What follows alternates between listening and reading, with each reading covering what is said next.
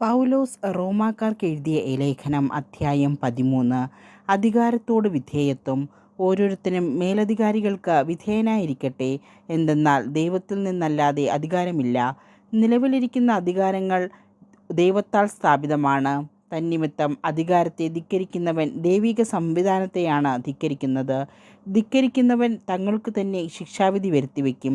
സത്പ്രവൃത്തികൾ ചെയ്യുന്നവർക്കല്ല, ദുഷ്പ്രവൃത്തികൾ ചെയ്യുന്നവർക്കാണ് അധികാരികൾ ഭീഷണിയായിരിക്കുന്നത്. നിനക്ക് അധികാരിയെ ഭയപ്പെടാതെ കഴിയണമെന്നുണ്ടോ?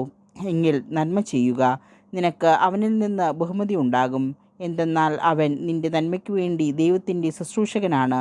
എന്നാൽ നീ തിന്മ പ്രവർത്തിക്കുന്നുവെങ്കിൽ പേടിക്കണം. അവൻ വാൾ ധരിച്ചിരിക്കുന്നത് വെറുതെയല്ല.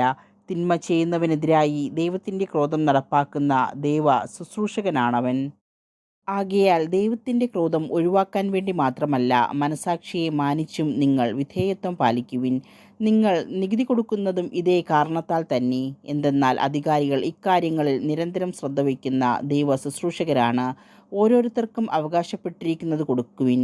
നികുതി അവകാശപ്പെട്ടവന് നികുതി, ചുങ്കം അവകാശപ്പെട്ടവന് ചുങ്കം, ആദരം അർഹിക്കുന്നവന് ആദരം, ബഹുമാനം നൽകേണ്ടവന് ബഹുമാനം.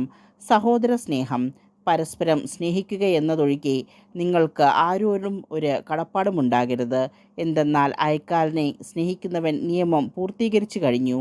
വ്യഭിചാരം ചെയ്യരുത്, കൊല്ലരുത്, മോഷ്ടിക്കരുത്, മോഹിക്കരുത് എന്നിവയും മറ്റേത് കൽപ്പനയും നിന്നെപ്പോലെ നിന്റെ അയൽക്കാരനെ സ്നേഹിക്കണം എന്ന ഒരു വാക്യത്തിൽ സംഗ്രഹിച്ചിരിക്കുന്നു. സ്നേഹം അയൽക്കാരന് ഒരു ദ്രോഹവും ചെയ്യുന്നില്ല. അതുകൊണ്ട് നിയമത്തിൻ്റെ പൂർത്തീകരണം സ്നേഹമാണ്. പ്രകാശത്തിൻ്റെ ആയുധങ്ങൾ.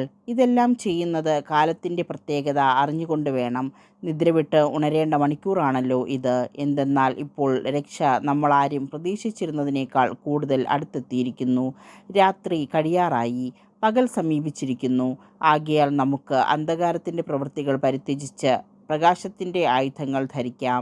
പകലിന് യോജിച്ച വിധം നമുക്ക് പെരുമാറാം. സുഖലോലുപതയിലോ മദ്യലഹരിയിലോ അവിഹിത വീഴ്ചകളിലോ വിഷയാസക്തിയിലോ കലഹങ്ങളിലോ അസൂയയിലോ വ്യാപിക്കരുത്. പ്രത്യുത കർത്താവായ യേശുക്രിസ്തുവിനെ ധരിക്കുവിൻ. ദുർമോഹങ്ങളിലേക്ക് നയിക്കത്തക്ക വിധം ശരീരത്തെപ്പറ്റി ചിന്തിക്കാതിരിക്കുവിൻ.